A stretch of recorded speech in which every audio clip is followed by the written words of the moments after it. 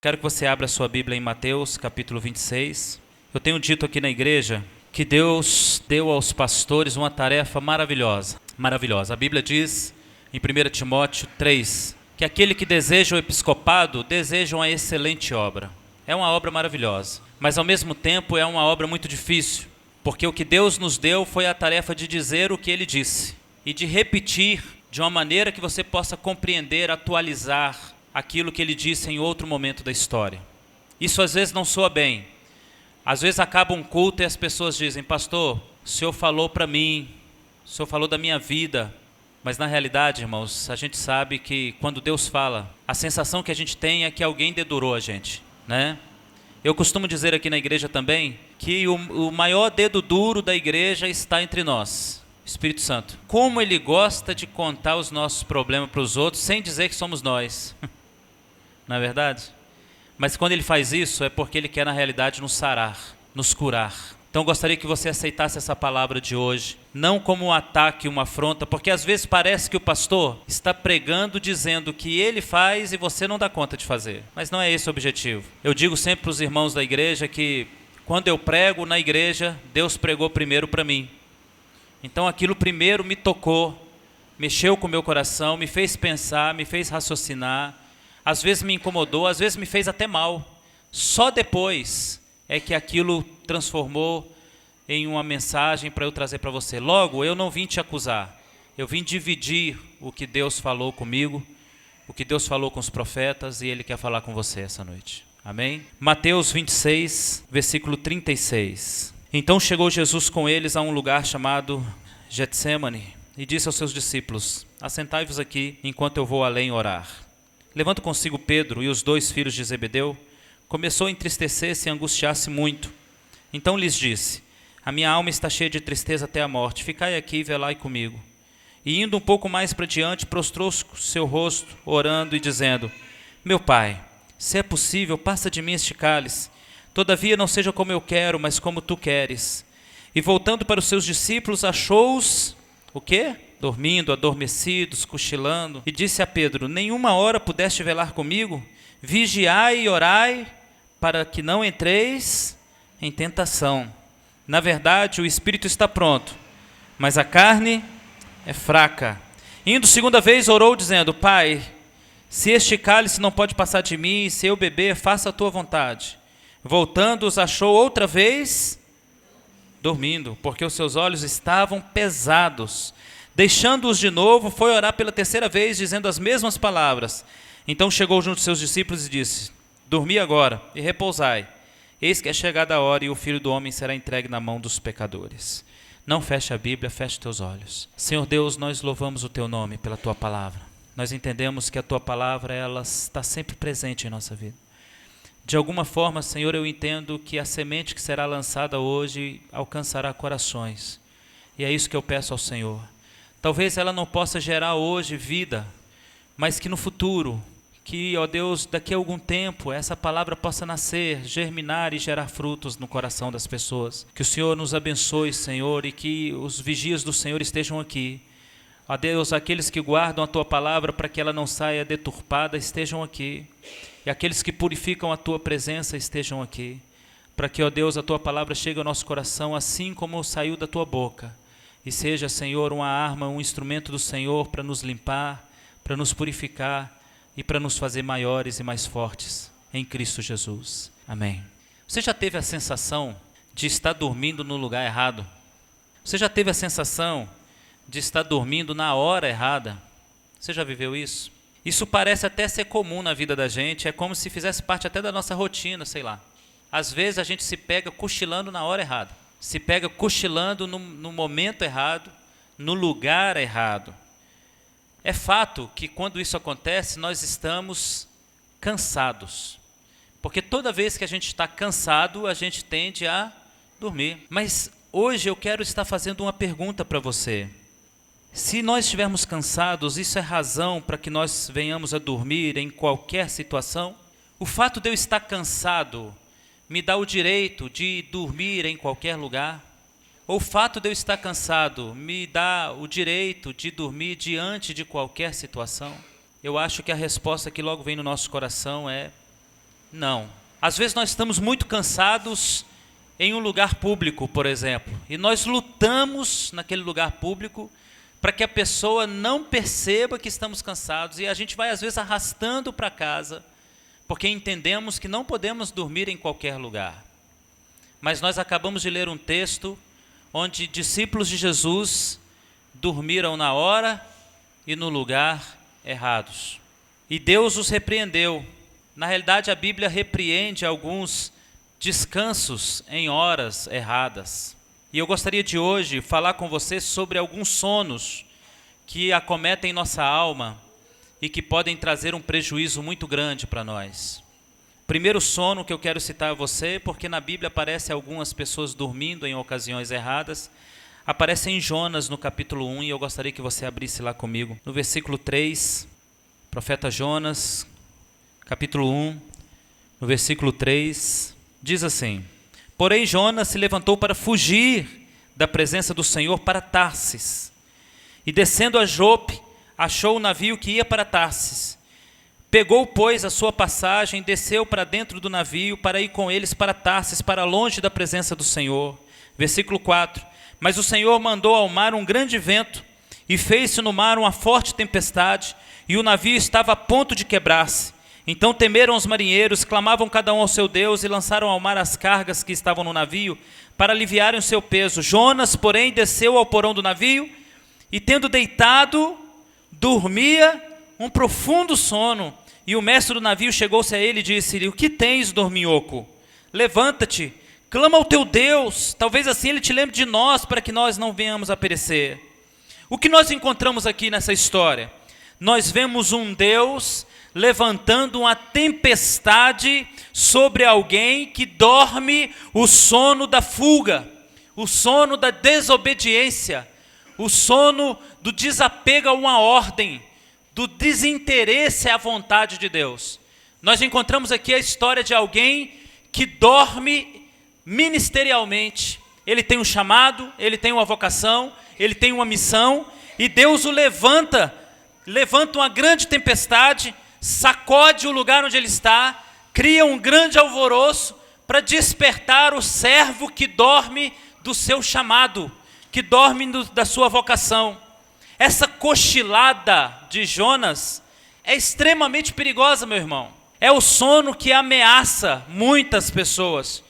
Alguns da Bíblia se arriscaram muito dormindo este sono da desobediência ministerial.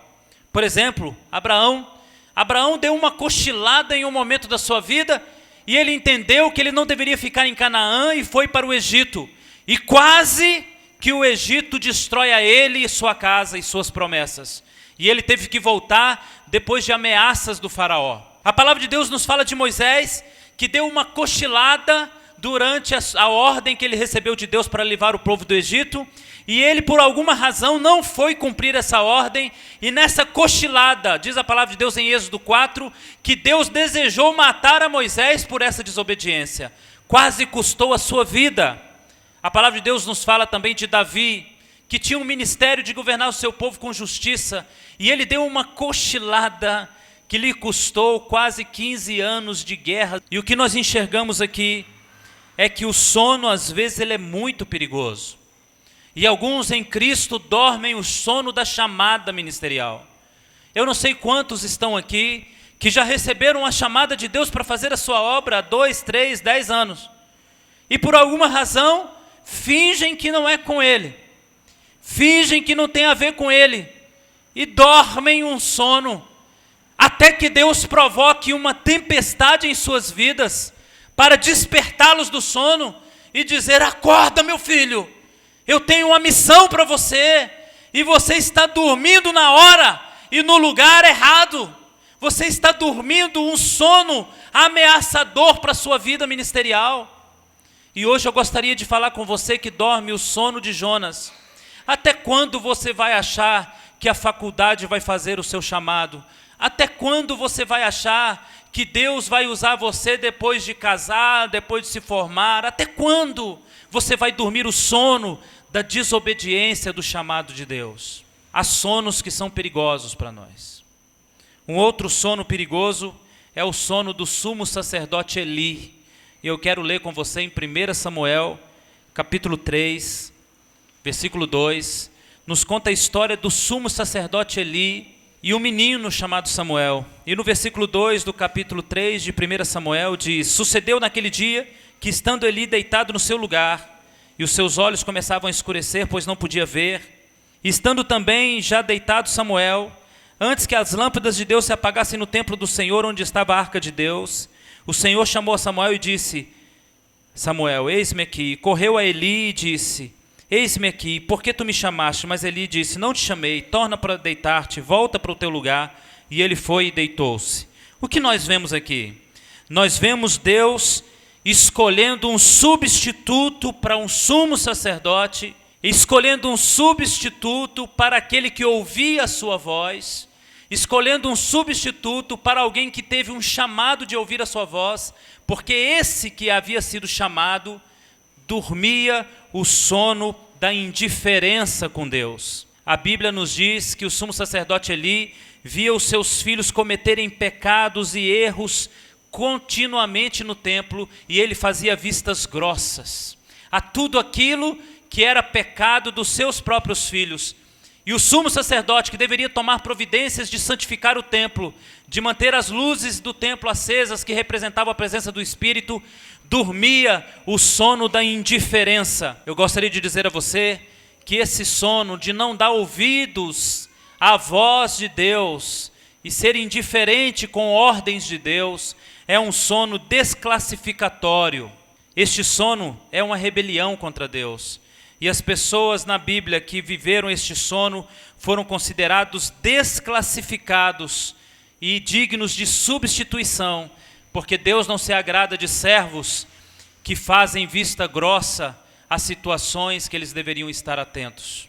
É a história que nos parece ser semelhante à história de Saul, que dormiu um sono de uma indiferença, fechando seus olhos para as verdades de Deus, negando o seu chamado e tornando-se perseguidor daqueles que ele deveria proteger. E a Bíblia diz que Deus, por isso, levantou outro em seu lugar. A palavra de Deus também nos fala de Judas Iscariotes, que cochilou um sono da indiferença e foi morto, morreu por sua indiferença, matou-se por sua indiferença. E a palavra de Deus diz que Deus teve que colocar um outro em seu lugar, chamado Matias. Eu queria dizer para você que você não deve pensar que Deus não tem outro para te substituir. Não pense que Deus não tem outro para substituir você. O que você nunca deve pensar é que você é insubstituível, porque você pode correr o risco de Deus provar a você o contrário. Não há homem insubstituível, não há ministério insubstituível, não há função insubstituível. E se o crente fizer vistas grossas e cochilar no sono da indiferença da voz de Deus, quando Deus te manda fazer algo e você finge não ouvir, você corre um risco de ser desclassificado, considerado indigno, e que outro ocupe o seu lugar. Não durma o sono da indiferença. Cutuque o seu vizinho aí e diga: meu vizinho, não durma o sono de Eli. Não seja indiferente. Deus tem te chamado. Agora cutuque o outro vizinho e diga: vizinho querido, não durma o sono de Jonas. Não fuja daquilo que Deus colocou você para fazer. Eu quero citar um outro exemplo de sono perigoso. É o sono de Sansão, que está lá em Juízes capítulo 16, no versículo 18. Juízes 16, 18, nos diz assim: vendo, pois, Dalila, que já descobriu o segredo do coração de Sansão, mandou chamar os príncipes dos filisteus, dizendo: sobe esta vez, porque agora descobriu-se todo o seu coração. E os príncipes dos filisteus subiram para ter com ela, trazendo com eles dinheiro. Então ela o fez dormir sobre os seus joelhos, e chamou a um homem, e raspou-lhe as 7 tranças do cabelo da sua cabeça, e começou a afligi-lo, e retirou-se dele a sua força. E disse ela: os filisteus vêm sobre ti, Sansão. Então ele despertou do seu sono, e disse: sairei ainda esta vez como antes, e o sacudirei, porque ele não sabia que o Senhor já tinha se retirado dele. Então os filisteus pegaram nele, arrancaram-lhe os olhos, fizeram descer a Gaza, amarraram com 2 cadeias de bronze, e ele gritava no moinho do cárcere. O que nós vemos aqui? Nós vemos Deus permitindo a vergonha ao crente que dorme o sono de brincar com coisas espirituais. O que nós vemos aqui é Deus permitindo a vergonha e o castigo ao crente que dorme o sono de brincar com alianças com Deus. Este sono, meu irmão, olha para mim, é fatal, é decisivo, é o sono da blasfêmia contra Deus. Alguns na Bíblia se arriscaram dormindo este sono. E existem algumas situações espirituais que o crente precisa entender que ele tem que levar a sério. Existem dons que devem ser levados a sério. E aquilo que Deus te deu deve ser tratado com seriedade. Aquilo que Deus colocou na tua mão para fazer deve ser tratado com seriedade. A vocação que você tem deve ser tratada com seriedade. E há crentes que brincam com o chamado ministerial, que brincam com o dom espiritual, que fazem chacota do Espírito Santo do Senhor Deus, achando que tem o direito de brincar com coisas sérias, que são as coisas de Deus. Não se brinca com dons, não se brinca com ministérios, não se brinca com a atuação do Espírito Santo. Não durma o sono de Sansão, que é o sono de brincar com coisa séria. Diga para o seu vizinho: vizinho, acorde do sono de Sansão. Não brinque com o Espírito de Deus. Mas o que dizer do sono dos apóstolos, irmãos? O que dizer de dormir no Getsêmani? O que dizer de dormir enquanto o seu Senhor está lutando?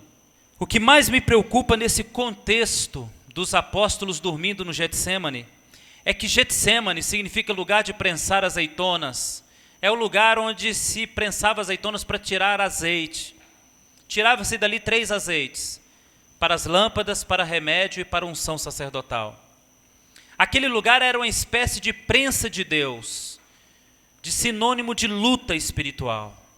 O que mais me chama a atenção é que não se dorme antes da luta. Não se cochila antes da briga e do confronto com o diabo.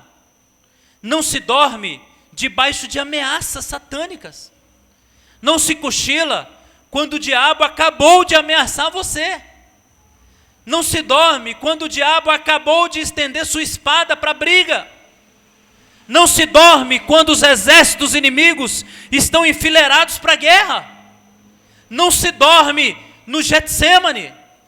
Não se dorme na hora da batalha. Não se dorme na hora da guerra, porque esse sono pode ser a razão da sua derrota. Não durma na hora da briga. Não durma na hora em que os exércitos inimigos se enfileiraram e você já pode ouvir o som dos exércitos satânicos até na sua própria casa. Não é hora de dormir. Há crentes que abandonam a luta no começo dela, quando eles deveriam lutar com mais vontade, mais aguerridos. Algumas verdades aparecem no texto dos apóstolos dormindo o sono do Getsêmani.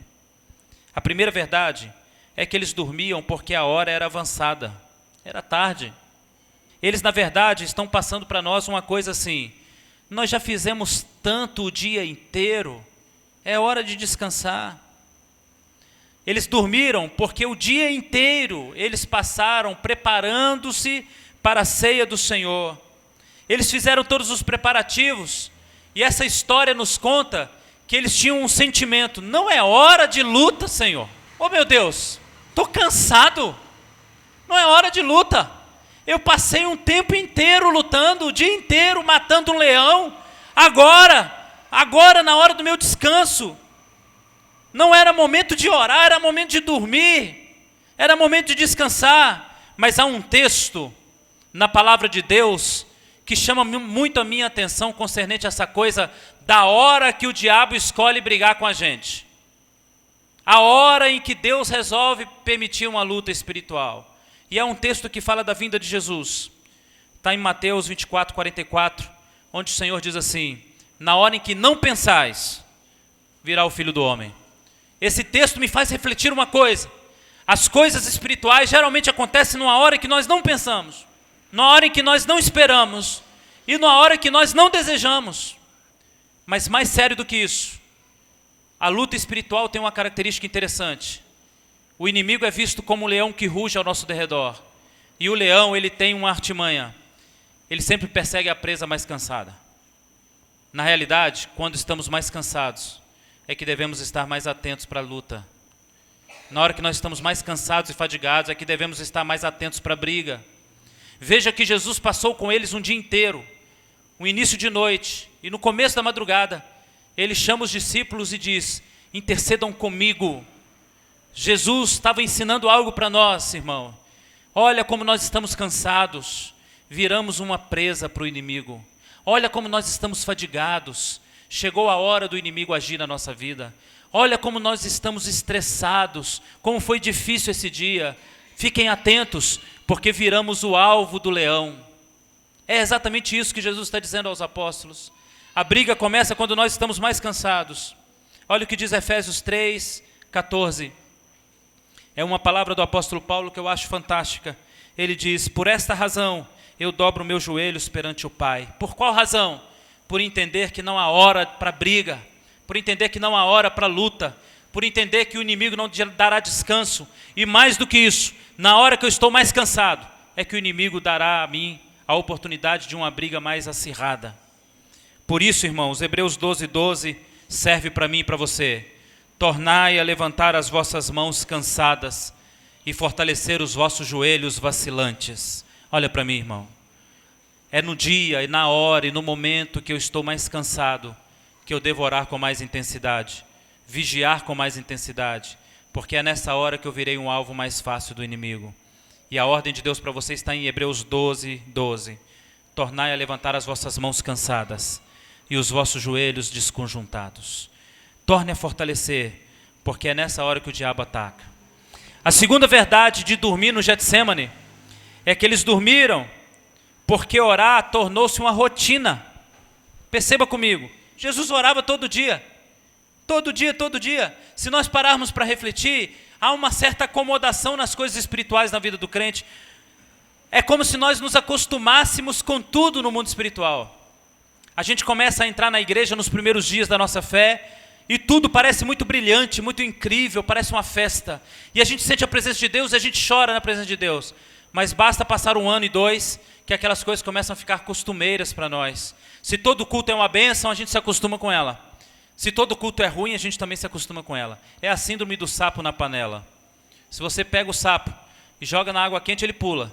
Mas se você põe ele na panela com a água na temperatura normal e vai esquentando, ele morre cozido.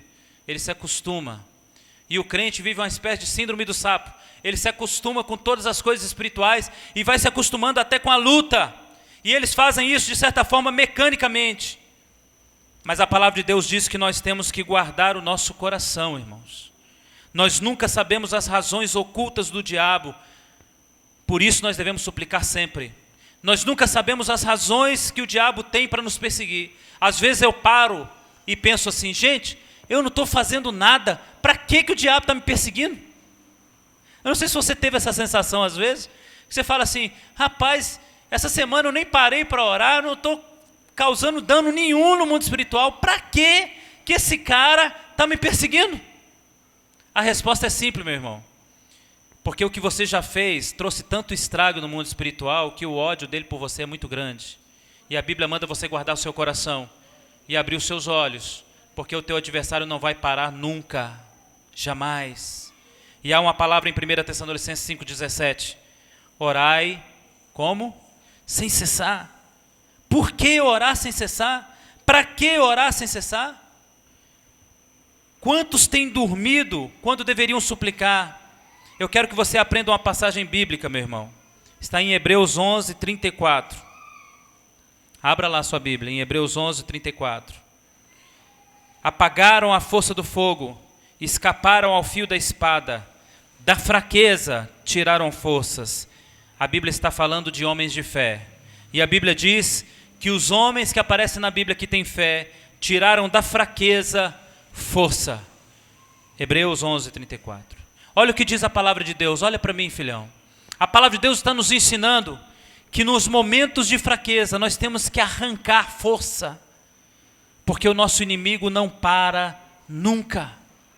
Não se acostume com a luta espiritual, não se acostume com as coisas espirituais. Existe uma coisa que eu acho muito interessante na história de Sansão. Sansão foi ludibriado por Dalila algumas vezes. E aí ele disse uma vez: se você amarrar o meu cabelo, se você fizer tal coisa, se você... E Dalila todas as vezes provava se ele estava falando a verdade. Sansão foi se acostumando com aquela brincadeira. Era algo espiritual e sério, que determinava a sua ruína, mas ele acostumou-se com a brincadeira. Até que a hora que ele cedeu. Meu irmão, não se acostume com a guerra, porque na hora que você se acostumar com ela, ela pode te matar. A palavra de Deus diz para você sempre estar atento, preparar o seu coração, porque no momento em que você não pensa, o inimigo ataca. A terceira e última razão para que os apóstolos dormissem no Getsêmani. Eles dormiram porque era tarde, eles dormiram porque estavam acostumados, e eles dormiram porque estavam cansados. E aqui dá uma razão forte para Jesus. Eles estavam verdadeiramente cansados. Eu não sei você, meu irmão, mas seguir Jesus cansa para mim. Eu não sei como é que é com você, mas tem dia que eu estou cansado. E eu estou falando de questões espirituais. Tem dia que eu estou fadigado, espiritualmente falando. Porque seguir Jesus não é tarefa fácil. Seguir a Jesus cansa. Quando a Bíblia me conta que os apóstolos dormiam enquanto Jesus lutava no Getsêmani, a Bíblia está me contando que Jesus tinha uma cadência diferente, ele tinha um ritmo diferente, ele andava em uma velocidade diferente. Não é fácil seguir Jesus. Se a gente considera o apóstolo Paulo um herói da fé, porque ele pregava até o cara cair da janela, eu fico imaginando o que era o mestre dele, que era Jesus. Como deveriam ser os cultos de Jesus e quantas horas deveriam durar um culto com Jesus, porque na realidade a cadência do Filho de Deus é outra. Seguir Jesus não é coisa fácil. Talvez o caminho que Jesus escolha seja um caminho difícil, porque a palavra de Deus diz que ele nos faz andar no vale da sombra da morte. Seguir Jesus cansa, porque a gente quer seguir Jesus no bem bom, na tranquilidade, mas o bom pastor nos conduz pelo vale da sombra da morte. Talvez seguir Jesus nesse caminho seja doloroso para nós. Talvez a gente se canse de seguir Jesus, porque esse caminho levantam obras para nos destruir. A Bíblia diz que 1000 cairão ao meu lado e 10.000 à minha direita. Há gente tentando me atingir nesse caminho, então seguir Jesus não é coisa fácil, porque tem sempre uma arma mirada para mim, tem sempre uma flecha na minha direção, tem sempre uma pedra para atacar em mim, mas 1000 cairão ao meu lado, há sempre muitos inimigos ao meu redor. Seguir Jesus cansa, mas não é razão para você parar. Hoje eu quero citar um fato na Bíblia para você. Não pare ainda que você esteja cansado. Não pare ainda que seja tarde. E não pare ainda que você saiba o que fazer na luta. Não pare. Há uma coisa que aconteceu na minha vida que foi uma bênção na minha vida e na vida de algumas pessoas aqui, que foi passar pelo militarismo. E a gente tinha treinamentos noturnos, às vezes durante a semana inteira. Cansado, sem comer, sem beber, subindo em mata, descendo mata, subindo morro, entrando na água, dormindo no gelo, para aprender que em luta a gente não dorme jamais. E na hora que a gente começava a cochilar, jogavam bomba e bomba de gás explodindo, e o tenente gritava: corre, corre, você não sabe nem para onde você pula. Eu me lembro que um colega meu pulou bem no estrume de vaca, e ele caiu ali de cara, e de cara ele ficou ali, porque se ele sai dali ele é preso, e a coisa complica para ele. E ele passou a noite inteira, o dia inteiro, até encontrar água e ficou fedendo estrume. Mas guerra não é lugar para você pensar que cheiro você tem. Guerra não é lugar para você pensar que aparência você tem. A farda da gente virava um lixo. A gente virava um lixo. A barba crescia na cara. O capacete pesava cada vez mais. O coturno, a gente já não suportava ele, mas não é hora de você pensar onde está doendo, porque se você pensa onde está doendo, você para e leva um tiro e morre. É hora de caminhar. E as bolhas no pé às vezes incomodavam, e a gente calçava o coturno por cima, assim, pisando na ponta dos dedos para aguentar a dor dos calos. As feridas nos pés às vezes doíam demais. A fome era avassaladora, mas não é hora de pensar o que eu estou comendo. E o meu cunhado está aqui, que já serviu o exército, soltava um frango e falava, pega, quem pegou come, quem não pegou não come. E a gente corria atrás do frango, até a pena a gente queria comer do frango, e comia aquilo cru, rasgava aquilo entre 5, 6 soldados e engolia aquele negócio. Não é hora de pensar o que você come, não é hora de pensar em que estado você está. Em guerra não há beleza, não há cheiro, não há aparência. Em guerra só há uma estratégia. Lute e continue lutando até o fim, porque a guerra só termina quando o último soldado inimigo morre. E a palavra de Deus para nós hoje é essa: Getsêmani não é lugar de dormir. Os exércitos estão vindo em direção ao nosso Senhor, os exércitos estão armados, o nosso Senhor não dorme, porque nós dormimos. Não importa se você está cansado, não importa se a luta durou o dia inteiro, não importa se é tarde da noite, se você já se acostumou com a guerra, não é hora de dormir. Mas eu quero te ensinar uma coisa na Bíblia. Nós nunca vimos Jesus ensinar os seus servos a dormirem. Sempre Jesus ensinou a lutar. Mas nós já vimos Jesus dormir em lugares difíceis. E aí aprendemos com Jesus uma lição. Isso ocorreu em Mateus 8, 24. Abra lá. Jesus nunca nos disse para nós, durma na tempestade. Mas ele dormiu. E há uma lição de Deus para nós aqui. Mateus 8, 24. Se levantou no mar uma tão grande tempestade que o barco era encoberto pelas ondas. Jesus estava, como é que ele estava? Dormindo. E aqui nós aprendemos uma lição maravilhosa. Por que Jesus dorme na tempestade e por que Jesus está acordado antes da luta? Jesus está acordado antes da luta, mas durante a luta, ele dorme. A resposta é simples, irmãos. Porque se você já orou antes de lutar, pode estar tranquilo na batalha, que o Senhor já te deu a vitória. O que nós não entendemos é que nós dormimos no lugar e hora errado. Antes da luta não se dorme, se luta. Durante a luta, se descansa em Deus. Entendendo que a sua oração foi ouvida e que Deus te atendeu. Olha o que diz 1 Coríntios 10, 13. Não veio sobre vós tentação senão humana, mas fiel é Deus, que não vos deixará tentar acima do que podeis. Antes, com a tentação, dará também o escape, para que possais suportar. Foi isso que aprenderam os apóstolos com Jesus. Nos momentos que antecedem a briga, eu jejuo, eu clamo, eu oro, eu busco, eu transpiro, eu luto, eu guerreio. No meio da batalha, você descansa, porque você sabe que o Senhor que te ouviu antes da guerra está com você nela. E aí eu vou para um outro momento onde Pedro dorme, mas agora é uma bênção. Está em Atos capítulo 12, no versículo 5. Pedro era guardado na prisão, mas a igreja fazia contínua oração. E no versículo 6 de Atos 12, quando Herodes estava para fazê-lo comparecer, naquela mesma noite, Pedro dormia entre 2 soldados, ligado com cadeias, e guardas diante da porta guardavam a prisão. Olha para mim. No Getsêmani, Pedro dorme e Jesus o repreende. Não é hora de dormir. Antes da luta não se dorme. Aguardando os exércitos inimigos não se dorme. Quando o inimigo se levanta, você não dorme. Quando a briga se arma, você não dorme. Você vigia. Ainda que você esteja cansado, ainda que a hora seja adiantada, avançada, ainda que você esteja acostumado com a luta, na hora que a luta começa, você não dorme. Mas Pedro aprendeu uma coisa: no meio da luta, pode ficar tranquilo, a vitória é certa. E aquele Pedro que aprendeu a não dormir antes da luta, aprendeu a dormir durante ela. E ele dorme, preso nas mãos, vigiado por soldados. E diz a palavra de Deus que o Senhor envia o seu anjo, que o solta das cadeias, o tira da prisão. E ele ficou como quem sonha. E essa é a realidade nossa. Quando você ora na hora certa e está acordado na hora certa, Deus te faz descansar também na hora certa. Olha para mim. Tornai a levantar as vossas mãos cansadas. Não é hora do vosso descanso.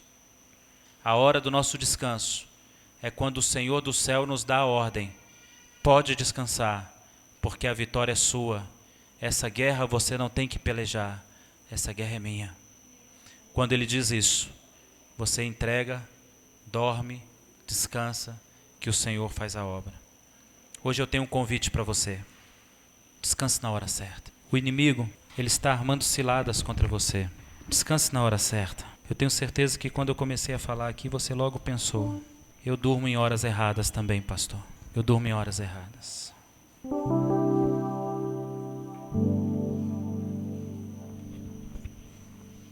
Feche teus olhos.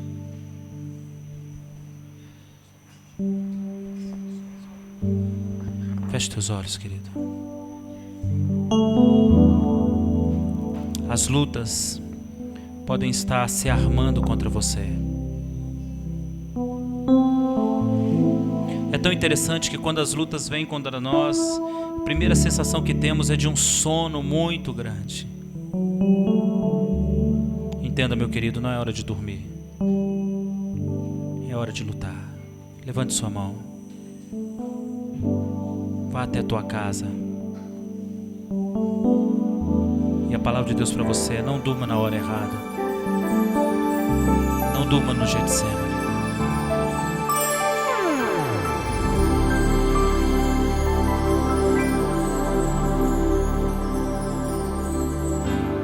Acredite, é hora de vencer. Essa força vem de dentro de você. Você pode até tocar o céu, se crer.